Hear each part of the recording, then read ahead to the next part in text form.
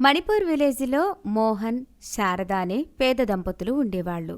వాళ్లకు మీనా అనే కూతురు కూడా ఉంది. మోహన్ పని చేయకుండా జులాయిలా తిరుగుతూ ఉంటాడు. పాపం శారద ఆరోగ్యం బాగోలేకపోయినప్పటికీ తోపుడు బండి మీద పిజ్జాలు వేస్తూ వాటిని అమ్ముతూ ఉంటుంది. ఇక కూతురు మీనా తల్లికి చేదోడు వాదోడుగా ఉంటూ చేతనైన పని చేస్తూ ఉంటుంది. అలా వచ్చిన డబ్బులతోనే కుటుంబాన్ని పోషించుకుంటుంది. ఒకరోజు రాత్రి పిజ్జాలు అమ్మి ఇంటికి వస్తారు. శారద బాధపడుతూ మాత్రలు వేసుకుంటూ ఉంటుంది. అప్పుడే మీనా తల్లి దగ్గరికి వస్తుంది. ఏంటమ్మా, వారం రోజుల నుంచి నిన్ను గమనిస్తున్నాను. పొద్దున్న బయటకు వెళ్ళేటప్పుడు మాత్రలు వేసుకుంటావు, తిరిగి మళ్ళీ ఇంటికి రాగానే మళ్ళీ మాత్రలు వేసుకుంటావు. నీకు ఏమైందని అడిగితే ఏమీ చెప్పవు? ఏమీ లేదు తల్లి, నేను బావున్నాను. బండి దగ్గర నిలబడతాను కదా, అందుకే నీరసం వచ్చి తల తిరుగుతూ ఉంటుంది. అలా తిరగకుండా ఉండడానికే ఈ మాత్రలు వేసుకుంటున్నాను. బయటికి వెళ్ళిన మోహన్ అప్పుడే ఇంటికి వస్తాడు. మీ తల్లి కూతుర్ల ప్రేమానురాగాలు కొంచెం పక్కన పెట్టి నా ఆకలి రాజును చల్లబరచండి అంటూ వచ్చి కూర్చుంటాడు. కూతురును కోపంగా చూస్తాడు. మీనా ఏమాత్రం భయపడకుండా కళ్ళు పెద్దవి చేసి చూస్తుంది. దాంతో ఏమీ మాట్లాడకుండా తిని బయటకు వచ్చి మంచంలో పడుకుంటాడు. ఇంట్లో మంచంలో తల్లి కూతురులిద్దరూ పడుకొని ఉంటారు. మరుసటి రోజు ఉదయం కోడికూత మొదలు మీనా నిద్రలేచి తల్లిని లేపుతుంది. తల్లి శారద నుంచి ఉలుకు పలుకు లేదు. గాబరా పడుతూ వెళ్ళి మోహన్కు చెప్తుంది. మోహన్ వచ్చి చూస్తాడు. శారద చనిపోయి ఉంటుంది. ఇక మీ అమ్మ లేదు తల్లి, నిన్ను నన్ను వదిలిపెట్టి వెళ్ళిపోయింది. అమ్మా, నన్ను తీసుకెళ్ళమ్మా, నువ్వు లేని చోట నేనుండలేనమ్మా అంటూ వెక్కి వెక్కి ఏడుస్తుంది. చీకటి పడేలోపు అంత్యక్రియలు పూర్తి చేస్తారు. మీనా తన తల్లిని తలుచుకుంటూ ఏడుస్తూనే ఉంటుంది. అలా రోజులు గడుస్తూ ఉంటాయి. కూతురు తన తల్లిని మర్చిపోవడం లేదని, కూతురు కోసమైనా రెండో పెళ్లి చేసుకోవాలని ఆలోచన చేసి సుభద్రను రెండో పెళ్లి చేసుకుని ఇంటికి తీసుకొస్తాడు. అది మీనాకు నచ్చదు. సుభద్ర మాత్రం మీనాను మంచిగా చూసుకుంటుంది. చూడమ్మా మీనా, సవతి తల్లి వచ్చి ఏ పని నేర్పించలేదని ఊరంతా నన్ను తిట్టుకుంటారు తల్లి. అందుకని ఇంటి పని, వంట పని, బయట పిజ్జా అన్నీ నువ్వే చూసుకోవాలి తల్లి. బాగా చూసుకో, అత్తగారింటి దగ్గర మంచి పేరు వస్తుంది అంటూ మీనాతో అన్ని పనులు చేయిస్తూ ఉంటుంది. ఒక రోజున పిజ్జాలు అమ్మడానికి తోపుడు బండిని తీసుకెళ్లి పిజ్జాలు వేయడం రాకపోయేసరికి చేతులు కాల్చుకుంటుంది. అమ్మ అంటూ ఏడుస్తూ ఉంటుంది. కాలిన గాయం గురించి సవతి తల్లి సుభద్ర, తండ్రి మోహన్ పట్టించుకోరు. దాంతో కాలిన గాయానికి వెక్కి వెక్కి ఏడుస్తున్న కూతురు మీనా దగ్గరికి చనిపోయిన శారద దయ్యమై వస్తుంది. బాధపడుకు తల్లి, నేను నీకు అప్పుడే నేర్పించి ఉంటే నీకు చేతులు కాలేవి కావు. ఇకనైనా పర్వాలేదు, నీకు అన్నీ నేను నేర్పిస్తాను. సరే అమ్మా. దెయ్యం తల్లి పిజ్జాలు వేస్తూ ఉంటుంది. మీనా నేర్చుకుంటూ ఉంటుంది. అలా రోజులు గడుస్తూ ఉంటాయి.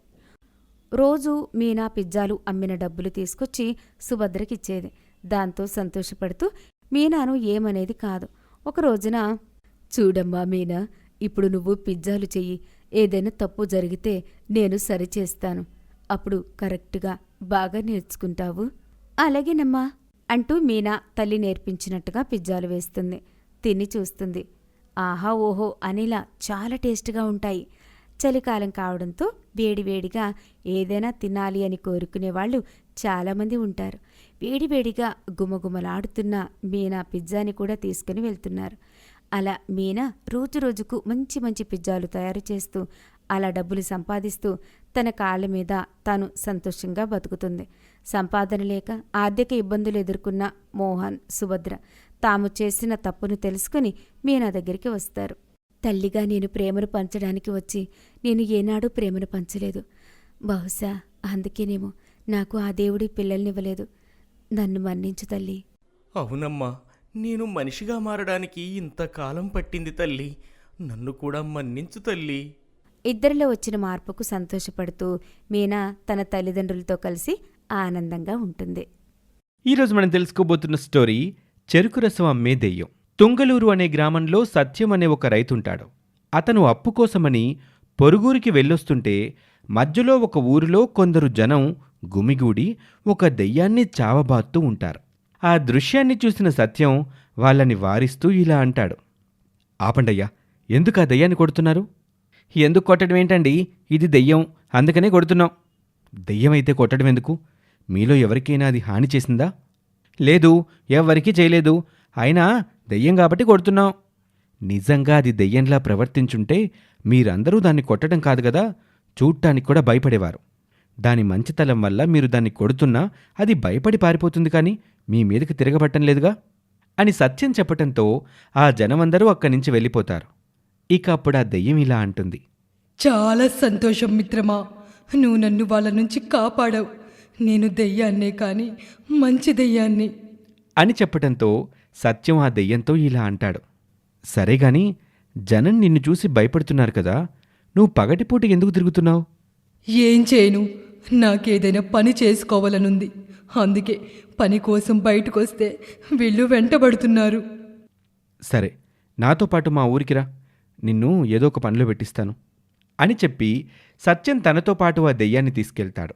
ఒక గోడౌన్లో రాత్రిపూట వాచ్మెన్గా పెట్టిస్తాడు. అప్పుడు దెయ్యం సత్యంతో ఇలా అంటుంది. చాలా సంతోషం సత్యం, నా జీవితానికి ఒక దారి చూపించావు అని సత్యానికి కృతజ్ఞతలు చెప్పుకుంటుంది దెయ్యం. ఇలా ఉంటే కొంతకాలం తర్వాత ఒకరోజు సత్యానికి ఒక యాక్సిడెంట్ అవుతుంది. దాంతో సత్యం 2 కాళ్ళు చచ్చుబడిపోతాయి. ఏ పని చేసుకోలేని స్థితిలో సత్యం ఉంటాడు. దాంతో అతని కుటుంబం మరిన్ని కష్టాల్లోకి వెళ్ళిపోతుంది. ఈ విషయం తెలిసి దెయ్యం సత్యం దగ్గరికొచ్చి ఇలా అంటుంది. నువ్వు నన్ను కాపాడి నాకొక దారి చూపించావు. ఇప్పుడు నీ కుటుంబం కష్టాల్లో ఉంది. నేను సాయం చేద్దామంటే నాకొచ్చే సంపాదన నా వరకు సరిపోతుంది, మీ అందరికీ సరిపోదు. అందుకే నాకు ఒక ఆలోచన వచ్చింది. నువ్వు ఏదైనా వ్యాపారం చేసుకో, నేను నీకు పగలంతా సహాయం చేస్తాను. రాత్రికి నా పని నాకెలాగో ఉంది అని ఆ దెయ్యం సత్యంతో అంటుంది. ఆ మాటకి సత్యం భార్య ఇలా అంటుంది. నువ్వు మంచిదానివే, సహాయం చేస్తావు, బానే ఉంది. కానీ నిన్ను జనం చూస్తే మమ్మల్ని కూడా చూసి భయపడతారు కదా, మరప్పుడు నువ్వు ఎలా సహాయం చేస్తావు మాకు? ఒక పని చేస్తాను. ఎలాగో రాబోయేది ఎండాకాలం కనుక నువ్వు చెరుకు రసం వ్యాపారం చేసుకో.